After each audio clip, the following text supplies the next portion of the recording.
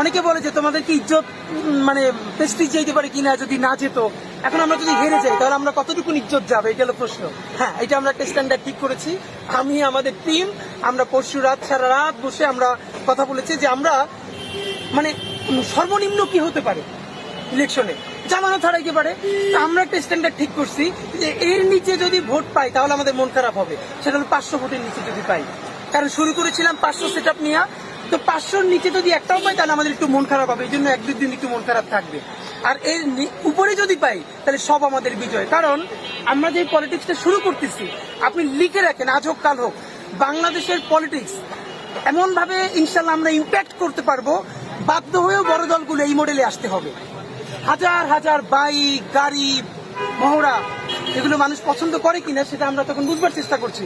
সুতরাং আমরা যদি নিজেরা নাও জিততে পারি, আমাদেরকে দেখে যদি বড় বড় পলিটিক্যাল পার্টিগুলো তাদের প্যাটার্ন বদলায়, তাহলে সেটাই তো আমাদের আনন্দ যে আমরা পলিটিক্স বদলাই দিতে পারছি।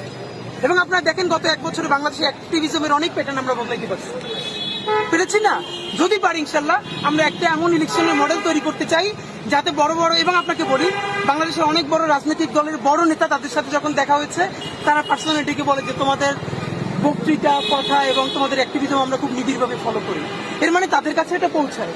তা আমি আশা করি আমরা এখানে দাঁড়াচ্ছি, আজকে ওই কর্নারে বিএনপি, ওই কর্নারে জামাত, তারাও দাঁড়াক।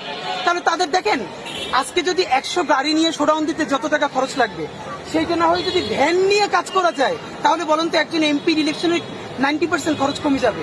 একটা মানুষের যদি 90% খরচ কমে যায় তাহলে তার তো চুরি করার টাকাটা থাকে না। মানে আমি যদি এখন 20 কোটি টাকা খরচ করি, আমার তো সেই টাকাটা উঠানোর ধান্দা থাকবে। আমি যদি খরচ করি 20 লাখ টাকা, তাহলে তোমার চাপ নাই। তা আমরা ইলেকশনটাকে যারা চাঁদাবাজি করবে, যারা মাফিয়া তন্ত্র করবে, কোম্পানির কাছ থেকে কোটি কোটি টাকা নিয়ে তারপরে সেইটা দিয়ে মাসেল পাওয়ার দিয়ে ইলেকশন উইন করার চেষ্টা করবে, তাদের জন্য ভবিষ্যতের রাজনীতি আমরা কঠিন করে তুলতে চাই। আর যারা নিজের পয়সায় আসলেই দেশের জন্য ভালো কিছু করতে চায়, সৎ যোগ্য, তাদের জন্য আমরা রাজনীতিকে সহজ করতে চাই। এটা শুধু আমাদের জন্য না, সারা দেশের জন্য ইনশাআল্লাহ। ভাই